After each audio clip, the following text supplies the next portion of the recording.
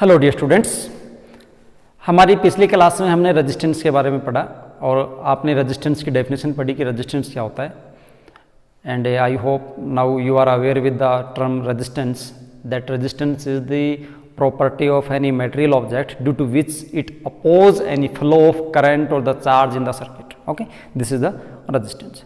अब क्या होता है, कभी कभी कोई सर्किट होता है, उस सर्किट में हमें रेजिस्टेंस को इंक्रीज करना पड़ता है, कभी उसको डिक्रीज करना पड़ता है, ज़रूरत के मुताबिक हमें बढ़ाना भी पड़ता है और घटाना भी पड़ता है। तो उसके हम क्या करते हैं, रेजिस्टेंस का कम्बिनेशन करते हैं।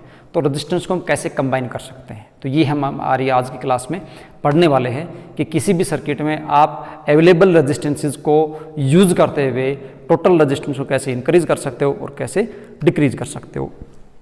तो किसी भी सर्किट में रेजिस्टेंस को कंबाइन करने के दो वे हैं हमारे पास। पहला जो वे है उसमें हम बोलते हैं रेजिस्टेंस इन सीरीज, और जो दूसरा वे है उसमें बोलते हैं रेजिस्टेंस इन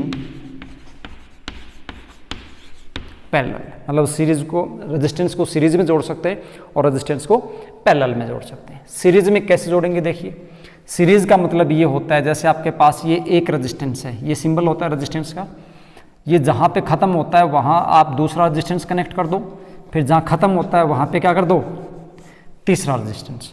तो ये जो कम्बिनेशन होता है, जैसे मैंने इसको बोल दिया R1 R2 और इसको क्या बोल दिया R3, इस कम्बिनेशन को हम बोलते हैं सीरीज कम्बिनेशन। सीरीज कम्बिनेशन का अच्छा एग्जांपल है मॉर्निंग असेंबली में जब आप खड़े होते हो, जब आपकी क्लास खड़ी होती है, पहला स्टूडेंट, दूसरा स्टूडेंट, तीसरा, चौथा, पांचवा, इस प्रकार से एक लाइन बनती है। तो फिर 1 2 3 4 ऐसे जो स्टूडेंट्स खड़े हैं ये सभी किस में हैं, सीरीज में, 1 बाई 1 करके खड़े हैं। तो इस प्रकार से एक सीरीज बनाते हैं, this is known as the series combination.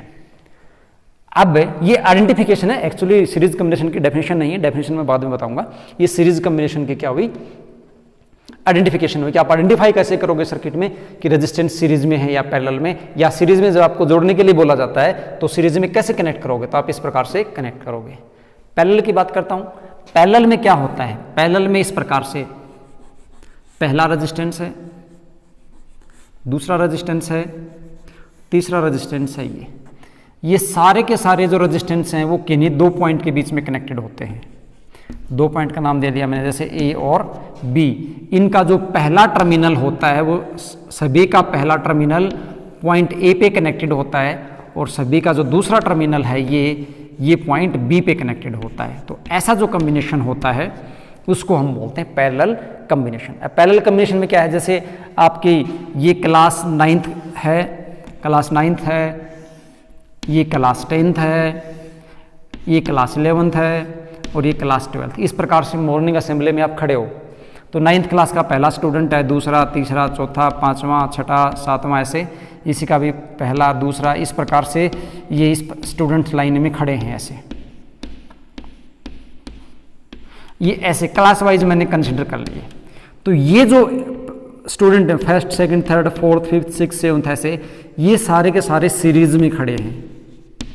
किस में खड़े हैं, सीरीज में खड़े हैं। लेकिन अगर मैं 9th 10th 11th और 12th क्लास को देखूं तो ये जो क्लासेस हैं ये सारी सारी क्लासेस किस में है, पैरेलल में है। तो आपको समझ में आ गया होगा कि पैरेलल हम किसको बोलते हैं और सीरीज हम किसको बोलते हैं। अब हम पहले सीरीज को डिस्कस कर लेते हैं, पैरेलल को बाद में करेंगे।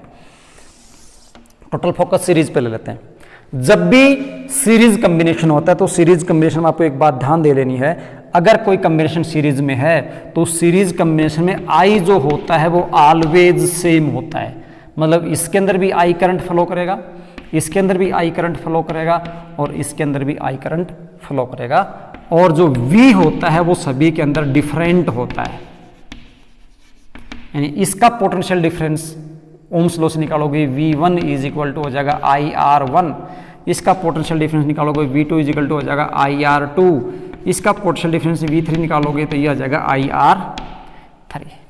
ओके, तो क्या ध्यान रखना है, रेजिस्टेंस जब सीरीज में होते हैं तो करंट सभी का क्या होता है, सेम, और पोटेंशियल डिफरेंस सभी में क्या होता है, अलग अलग। अब हम इक्विवेलेंट रेजिस्टेंस निकालते हैं। इक्विवेलेंट मतलब अगर मुझे टोटल रेजिस्टेंस निकालना हो, ये जो दो पॉइंट हैं ए और बी, इन ए और बी के बीच में सीरीज कम्बिनेशन का टोटल रेजिस्टेंस मुझे फाइंड आउट करना हो तो कैसे फाइंड आउट करूं, तो देखिए कैसे फाइंड आउट करेंगे। According to Ohm's law according to Ohm's law, क्या आया ओम्स लॉ से हमारे पास, V1 इज इक्वल टू आया IR1, V2 is equal to आया IR3 और V3 हमारे पास आया IR3। ये V1, V2 और V3 ओम्स लॉ से हमारे पास ऐसे आता है। अब देखो ये इस प्रकार से आप कनेक्ट करोगे इनको, तो किसी एक बैटरी से कनेक्ट करोगे ना, ऐसे किसी बैटरी से कनेक्ट करोगे तो इस बैटरी का पोटेंशियल V रहने वाला है। कोई भी सपोज करो ये 10 वोल्ट का है, तो वो जो 10 वोल्ट है वो इनके अंदर डिवाइड होगा। इसके अंदर मान लीजिए 4 आ गया, इसके अंदर 5 आ गया, तो इसके अंदर कितना आ गया, 1 आ गया, 4 5 1, इन सभी का एडिशन ही तो इसके बराबर होने वाला है।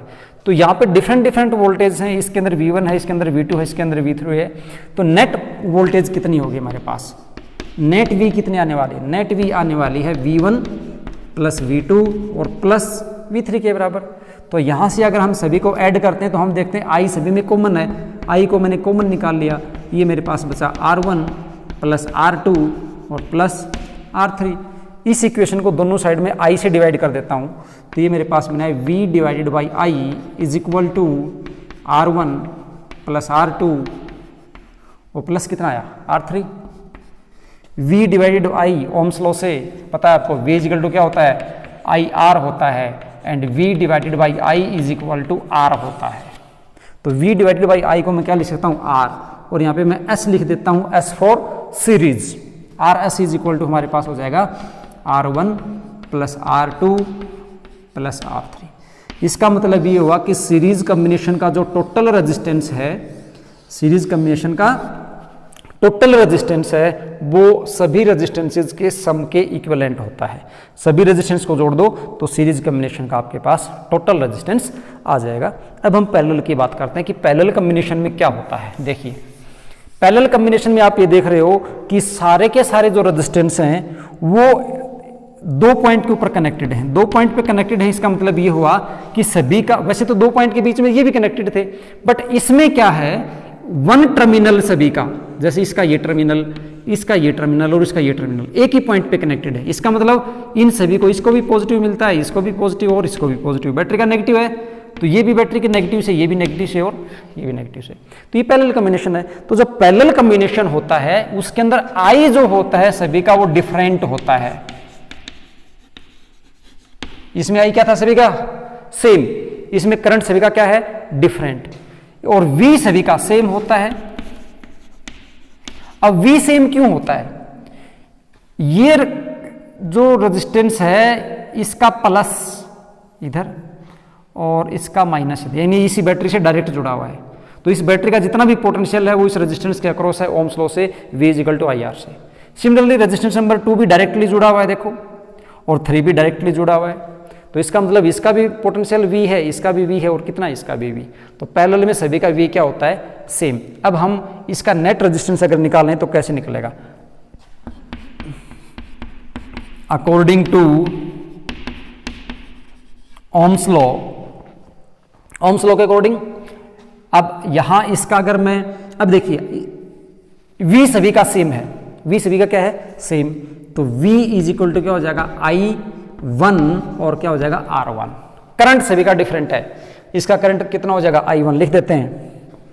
इसमें करंट कितना जाएगा I1 जाएगा, इसमें कितना जाएगा I2 और इसमें करंट कितना जाएगा I3। तो करंट सभी का डिफरेंट है, और यहां करंट कितना था I, और ये सारे मिलके वापस यहां पे करंट कितना बना देंगे I। बैटरी ने I करंट सेंड किया और वो I करंट सेंड होकर यहाँ पे 3 पार्ट में डिवाइड हो गया, वापस में ऐड होकर वापस से I मिल गया। इसका मतलब मुझे I1 I2 I3 निकालना पड़ेगा।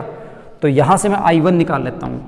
I1 की वैल्यू कितनी हो जाएगी V डिवाइडेड बाई R1, और सिमिलरली I2 मेरे पास हो जाएगा V divided by R2, and I3 हमारे पास हो जाएगा V divided by R3। Net current कितना हो जाएगा, net I is equal to आपको पता है ये बन जाएगा I1 plus I2 plus I3। Net I is equal to, इन सभी में देखते हैं V कॉमन आ जाएगा हमारे पास, V कॉमन निकाल लिया, हमारे पास बचा 1 by R1 plus 1 by R2 plus 1 by R3। V से डिवाइड कर दो दोनों साइड में, I divided by V is equal to 1 by R1 plus 1 by R2 plus 1 by R3। और ओम्स लॉ से I अपॉन V 1/R हो जाएगा। तो दैट इज इक्वल टू क्या हो जाएगा 1 अपॉन, इसको आगे लिख देते हैं इधर, I अपॉन V को क्या लिख सकता हूं 1 अपॉन R और P for parallel 1/RP is equal to 1/R1 plus 1/R2 और प्लस 1/R3। तो ये हमारे पास पैरेलल का नेट रेजिस्टेंस आ जाएगा। तो यहाँ से आप क्या देख पा रहे हो कि जो सीरीज कम्बिनेशन होता है उसमें अगर रेजिस्टेंस निकालना हो तो सभी रेजिस्टेंस को ऐड कर देते हैं। पैरेलल कम्बिनेशन में अगर आपको रेजिस्टेंस निकालना हो तो उसका 1/R1 1/R2 1/R3 कर लेते हैं।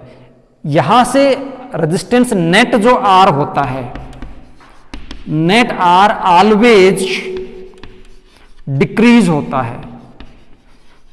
ये आपको अच्छे से समझ लेना है कि जो नेट R होता है इसमें वो ऑलवेज क्या होता है डिक्रीज होता है, और इसमें जो नेट R होता है वो ऑलवेज इंक्रीज होता है। कैसे? मैं एक एग्जांपल लेता हूं कि मान लो मेरे पास, यहीं पे लिख लेता हूं, मेरे पास दो रेजिस्टेंस, दो का एग्जांपल ले लेता हूं। R1 है मेरे पास 2 ओम और R2 है मेरे पास 1 ओम, ठीक है।